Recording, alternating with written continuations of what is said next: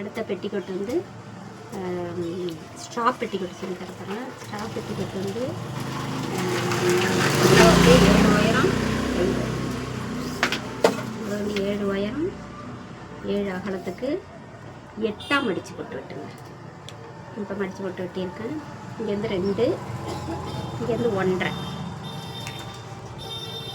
இங்கே 3, இங்கே 1.5.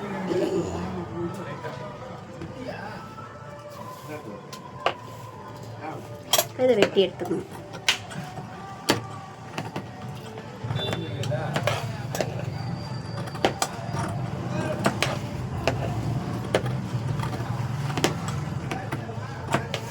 இதுதான் பாடி, ஸ்ட்ரா பெட்டிக்கோட்டோட பாடி. அடுத்தது வந்துட்டு பாவாடைக்கு நறுக்கிறது வந்து 15 உயரம் 15 அகலம், 15 உயரம் 15 அகலம் சொல்லிட்டு இங்கே இருந்துட்டு 6 வச்சு இப்படி கிராஸாக வெட்டிக்கணும். இது வந்து பாவாடை.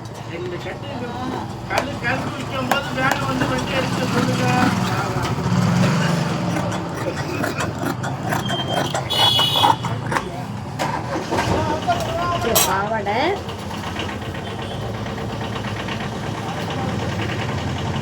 பாவாடை இது வந்து பாடி, இது 2 ஸ்ட்ராப். இந்த 2 பீஸ் வந்து ஸ்ட்ராப்புக்காக 2 பீஸ் வெட்டி வச்சுருக்கேன். வந்து இந்த இடத்த தையல் போட்டு முடிச்சுக்கணும்.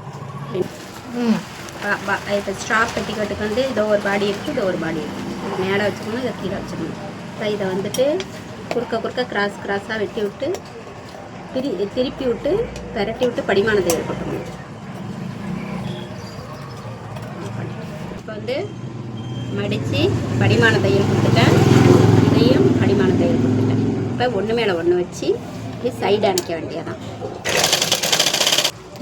இது வந்து ஸ்ட்ராப்புக்கு நறுக்கி வச்ச துணி. இந்த துணியை வந்து இந்த ஓரத்தில் ஒரு தையல் போட்டுக்கணும்.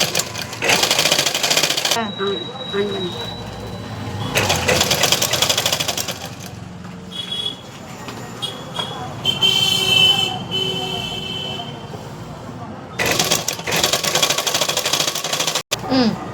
ஸ்ட்ராப் தைச்சாச்சு.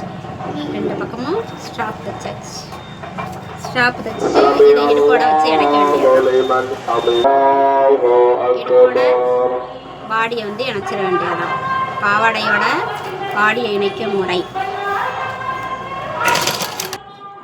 இது பேர் தான் ஸ்ட்ராப் பெட்டிக்கோட். பார்த்துக்கிட்டிங்களாப்பா? பெட்டிக்கோட்டு வகைகள்லாம் சொல்லி கொடுத்து முடிச்சுட்டேன். நாளைக்கு வந்து கட்டு சொல்லி கொடுக்க போகிறேன். இன்றைக்கி பெட்டிக்கோட்டு முடிச்சுட்டேன். பிடிச்சா உங்களுக்கு பார்க்குறவங்க சப்ஸ்கிரைப் பண்ணுங்கள், லைக் பண்ணுங்கள், ஷேர் பண்ணுங்கள், பெல் பட்டன் ப்ரெஸ் பண்ணுங்கள். ஓகே.